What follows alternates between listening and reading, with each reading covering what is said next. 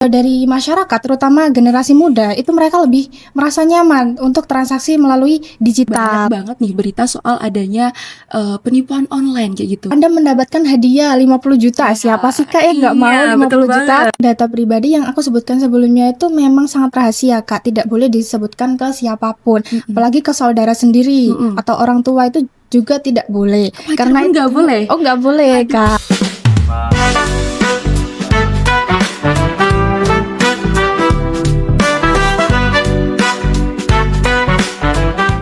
Assalamualaikum warahmatullahi wabarakatuh. Halo Sobat Digital, selamat datang kembali di podcast Gen Up. Gen B Update, mudah berkarya, Gen B bersuara. Nah teman-teman, kembali lagi bersama aku Alexandra selaku host pada acara podcast kali ini. Nah, podcast kali ini kita bakal bahas sesuatu yang ada di sekitar kita nih, yaitu tema hari ini adalah safeguard perlindungan konsumen di era digital. Nah, kalau kita bilang soal digital nih teman-teman, pastinya kita hampir setiap hari, gak setiap hari lagi sih, setiap detik, setiap menit bahkan, kita udah melekat banget sama yang namanya digital. Bahkan kita udah males kayaknya ya bawa suatu uang cash ya. Semuanya serba cashless. Bahkan gak cuma itu, investasi sekarang bahkan juga udah mulai digital. Nah, soal itu kita nanti semua bakal bahas tuntas sama narasumber keren kita, dan kita bakal bahas soal mungkin penipuan-penipuan apa sih yang marak pada waktu saat ini. Nah, terus gimana cara kita memitigasi hal-hal seperti itu. Nah, buat kita yang awam kayak gini, pastinya butuh banget edukasi dari narasumber yang terpercaya. Nah, aku nggak akan sendirian nih guys. Jadi aku bakal sama narasumber yang keren dan kece. Nah, ini aku undang narasumber keren kita, yaitu ada Kak Maya Sylvia Rahma. Selamat datang Kak Maya. Gimana kabarnya hari ini? Alhamdulillah kabar hari ini baik sekali Kak Alexa. Kak Alexa gimana kabarnya? Alhamdulillah aku juga baik banget kabarnya hari ini Kak Maya. Nah, Kak Maya ini kelihatannya sangat fresh sekali nih. Karena apa? Karena mungkin materi kita hari ini juga fresh. Kita bakal bahas suatu hal yang ada di keliling kita nih. Karena soal perlindungan konsumen. Karena kan kita sendiri juga konsumen nih Kak Maya, betul. Nah, for your information nih guys, Kak Maya ini juga merupakan anggota Gen B Kediri Komisariat UI Syawaksil Kediri. Betul ya Kak Maya? Betul sekali. Dan juga beliau ini merupakan anggota dari divisi Business of Islamic. Betul Kak Maya? Oke, nah sebelum kita masuk ke topik yang lebih dalam nih Kak Maya, aku mungkin mau tanya dulu nih sama Kak Maya. Mungkin ada pengalaman menarik atau cerita sedikit nih buat teman-teman di rumah soal bisa masuk ke divisi Business of Islam itu gimana sih ceritanya? Oke, jadi bener yang Kak Alexa bilang tadi, aku sekarang ini aktif sebagai anggota divisi Business of Islamic di Gen B Komisariat UIN Syawaksil Kediri. Nah, sebenarnya aku milih masuk sebagai anggota divisi Business of Islamic ini bukan tanpa alasan nih Kak Alexa. Sebenarnya karena aku sendiri adalah mahasiswa Prodi Manajemen Bisnis Syariah yang seharusnya berhubungan dengan bisnis, berhubungan dengan konsumen dan lain sebagainya. Nah, di divisi Business of Islamic dan juga selama aku perkuliahan di Manajemen Bisnis Syariah ini aku mempelajari bagaimana bisnis itu berkembang, kemudian cara mengambil keputusan, cara memperlakukan konsumen itu seperti apa, mempelajari perilaku konsumen sampai dengan perlindungan konsumen. Sehingga dari tema yang kita angkat kali ini mengenai perilaku konsumen di era digital itu sebenarnya sangat berhubungan sekali dengan apa yang aku pelajari sehari-hari.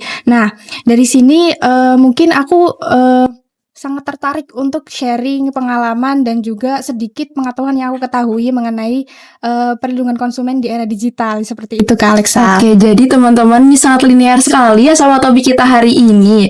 Nah, sebelum itu Kak Maya, kita tahu sendiri nih bahwa Kak Maya juga dari jurusan Manajemen Bisnis Syariah, betul? Nah, mungkin Kak Maya sendiri mengamati nih di sekitar Kak Maya, perilaku apa sih yang berubah dari konsumen saat ini? Kan kita maunya nih serba cepat, maunya serba ringkas gitu.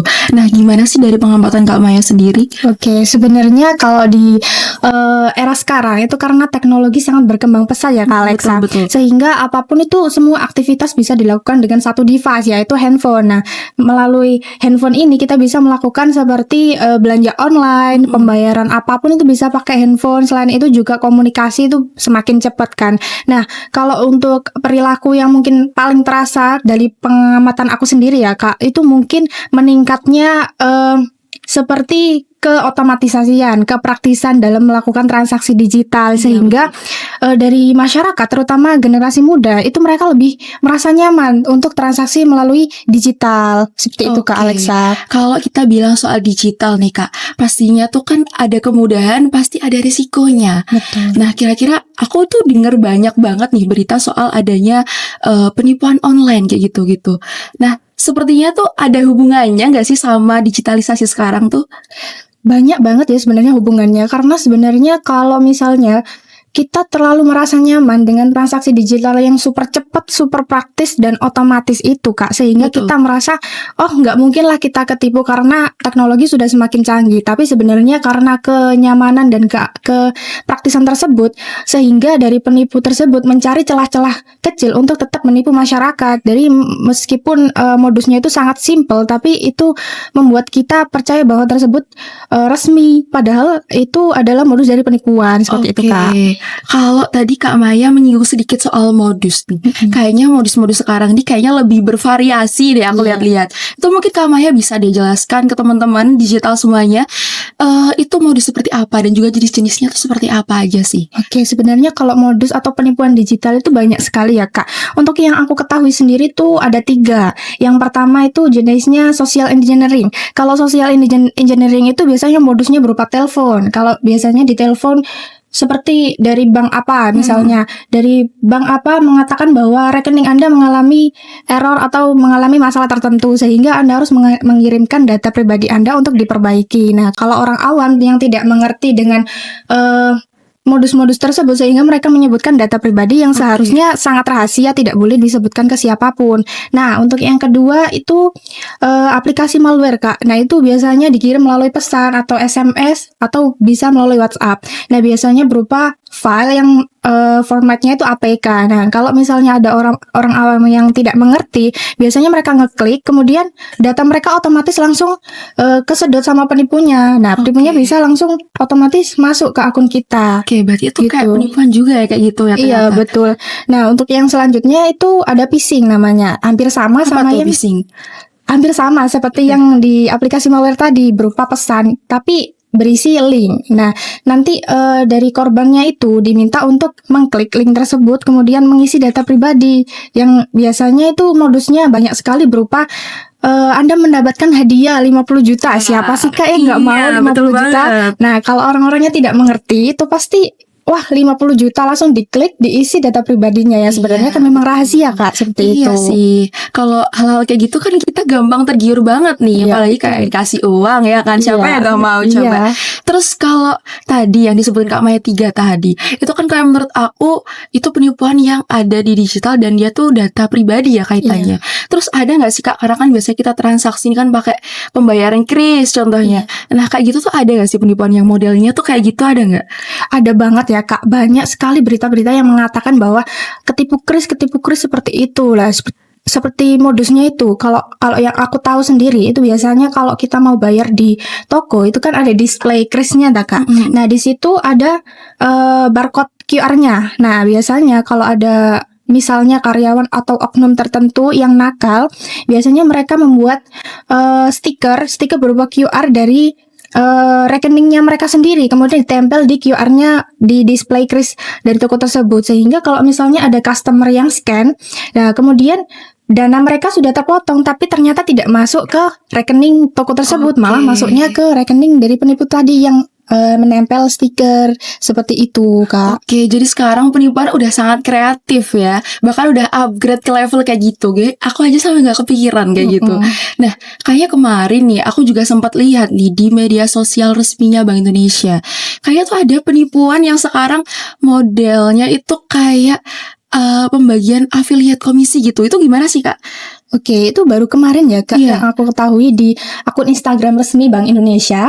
Nah, itu mereka membantah bahwa tidak ada berafiliasi dengan lembaga yang berafiliasi dengan komisi seperti itu Kak, atau mereka itu jadi di afiliator palsu ini mereka menawarkan komisi yang begitu besar dan mereka itu harus membayar berapa rupiah gitu di awal. Nah, mereka itu ditawari sejumlah komisi yang besar sehingga mereka tertarik, dan juga mereka memberi narasi bahwa ada Bank Indonesia atau OJK gitu-gitu yang memberi jaminan, padahal Bank Indonesia sama sekali tidak melakukan hal tersebut. Jadi mereka membuat Bank Indonesia sebagai jaminan untuk korbannya untuk tertarik melakukan afiliator tersebut gitu. Padahal jadi teman-teman semuanya yang ada di rumah nih diingat-ingat ya bahwa Bank Indonesia ataupun pemerintahan lainnya tuh nggak mungkin bekerja sama dengan komersil kayak gitu, apalagi berbagi komisi-komisi seperti itu. Iya, betul. Jadi beritanya tuh valid ya Kak ya, bener ya? Valid sekali, Kak. Oke, nah tadi aku mau flashback lagi sama yang ada 3 penipuan tadi ya, kayak social engineering gitu. Itu kan tadi menyangkutkan soal data pribadi. Nah, harusnya bukannya data pribadi itu privasi ya Kak Maya ya? Betul sekali, Kak. Oke, nah kalau kayak gitu, contoh-contoh data pribadi apa sih Kak yang harusnya kita nggak boleh bagi atau nggak boleh share ke siapapun harusnya kayak gitu? Apa aja contohnya? Jadi memang data pribadi yang aku sebutkan sebelumnya itu memang sangat rahasia, Kak. Tidak boleh disebutkan ke siapapun, apalagi ke saudara sendiri atau orang tua itu juga tidak boleh. Karena nggak boleh. Oh, nggak boleh, Kak. Jadi kita harus keep sendiri dan jaga rahasia tersebut. Nggak boleh disebarkan ke siapapun. Nah, untuk data pribadi apa aja, itu yang aku ketahui ya, Kak. Itu kalau misalnya di keuangan itu ada PIN ATM, kemudian passwordnya juga, kemudian juga kode OTP, itu sangat-sangat rahasia, Kak. Apalagi kalau misalnya di KTP kita kan ada nomor identitas, apalagi di paspor juga ada. Nah, itu sangat tidak boleh disebarkan ke orang lain selain diri kita sendiri yang tahu, seperti itu, Kak. Oke, bahkan orang terdekat pun tidak boleh tahu. Betul. Jadi data pribadi itu benar-benar pribadi banget, nggak boleh disebarkan ke yang lain. Nah, soal data pribadi tadi katanya juga password gak boleh disebarkan. Betul. Nah, kebanyakan passwordnya masih sering dibobol juga nih Kak. Iya. Buat data-data tuh sering dibobol dari passwordnya. Nah, kira-kira nih dari Kak Maya sendiri ada nggak sih tips biar teman-teman tuh nggak mudah kebobol passwordnya tuh gimana? Ada nggak tipsnya? Jadi kalau untuk password sendiri ya, teman-teman atau masyarakat di luar sana tuh biasanya mau yang mudah. Biasanya mereka menggunakan nomor 1 sampai 9 yang gampang sekali, atau tanggal lahir, nama pacarnya, seperti itu kan, Kak. Nah, iya betul banget. Nah, ini kalau untuk tips and trick, kalau misalnya untuk password yang aman itu biasanya ada kombinasi antara huruf besar, huruf kecil, angka, dan juga simbol. Oke, biasanya ada kalau 4 ya? Iya, betul. Nah, kalau misalnya password itu biasanya kan umumnya 8 karakter ya, Kak. Kalau misalnya aku sebutkan contoh, boleh nggak? Boleh, Nah, sebutin aja Kak. Untuk sebutkan contohnya itu, kalau misalnya dari aku sendiri itu bisa menggunakan password yang unik. Kalau semakin unik tuh semakin aman, Alay Kak. berarti gak apa-apa banget nih. Boleh banget itu, Kak. Nah, untuk yang contohnya itu bisa menggunakan bintang, Nina JR bintang. Nah, itu seperti ini, Kak. Yang pertama bintang, itu kan termasuk simbol. Nah, N-nya pakai huruf besar. Nah, kemudian I-nya pakai angka 1 yang mirip dengan huruf I kan. Nah, kemudian N selanjutnya pakai huruf kecil. Kemudian yang A itu pakai huruf 4, angka 4, mohon maaf, Kak. Angka 4 yang mirip dengan angka A. Huruf A, seperti itu kan. Nah, selanjutnya JR itu terserah bisa pakai huruf besar atau huruf kecil. Nah, selanjutnya itu dikasih bintang lagi biar gampang inget kan, Kak, untuk simbolnya. Nah, bisa itu gampang kan, Kak, diingat. Nah, selain itu juga kalau misalnya pakai password yang unik-unik, biasanya kita kan jarang banget ingat. Nah, itu bisa pakai password manager seperti itu, Kak. Oke, jadi udah dikasih tips nih sama Kak Maya biar password kalian tuh lebih kuat dan gak cuma tanggal lahir aja atau mungkin nama pacarnya doang. Kan biar lebih kreatif dikit gitu. Nah, mungkin dari Kak Maya sendiri nih, kalau paling mentok nih sampai kita jadi korban dari penipuan-penipuan kayak gitu, mungkin ada mitigasi atau cara kita untuk melindungi diri kita nih, gimana? Jadi kalau misalnya penipuan digital itu biasanya mereka itu menyamar sebagai lembaga resmi kan, Kak. Nah, ini ada tips untuk membedakannya. Kalau misalnya tadi penipuan-penipuan itu kan berasal dari nomor kan, Kak, biasanya. Nah, untuk cara cek nomor WhatsApp yang resmi atau tidak, biasanya kalau di WhatsApp sudah ada fitur untuk verified. Entah itu ada centang hijau atau centang birunya gitu, Kak, kalau di WhatsApp. Nah, kalau misalnya ada pesan masuk bisa dicek terlebih dahulu dulu nanti ada verifiednya atau tidak. Misalnya dari bank apa, itu sudah ada verified tentunya. Kalau misalnya ada yang C tapi tidak ada centang birunya, tentunya itu adalah penipu. Seperti itu. Oke, jadi udah ada cara bedainnya nih ya Kak. Iya, betul. Nah, terus kalau dari ketiga cara tadi nih, kira-kira kalau kita sampai kena nih, itu ada nggak sih Kak cara kita untuk mengadukan? Karena kan kita pastinya kalau diem aja ya pastinya malah takut-takutnya orang-orang lain juga kena Iya, gitu.